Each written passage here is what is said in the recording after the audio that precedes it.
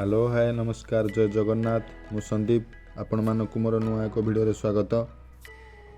आज आम आसी जाइछंती तप्तपाणी उष्म प्रस्रवण। तप्तपाणी अर्थ हेउची उत्तप्त पानी माने गरम पानी। एही स्थानरू गरम जल क्रमागत भाव में भूमि बाहरुथिबारु एहार नामकरण एहिपरि होइअछि।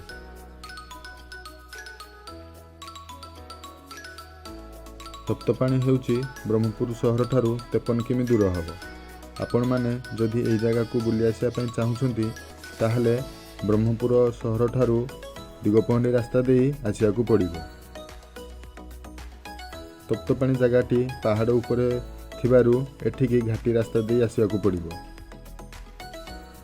एठारू बाहरुथबा गरम पानी औषधीय गुण पई जनाशुना। सेथिपई विश्वास करा जाए जे एही गरम पानी रे गाधोइबा द्वारा जलरे थिबा सल्फर पदार्थ जोगु देहरे थिबा समस्त चर्म रोग कमी जाए। एठी महिला एवं पुरुष माने अलग अलग गाधोइबा पई तार सुविधा करा होईछि।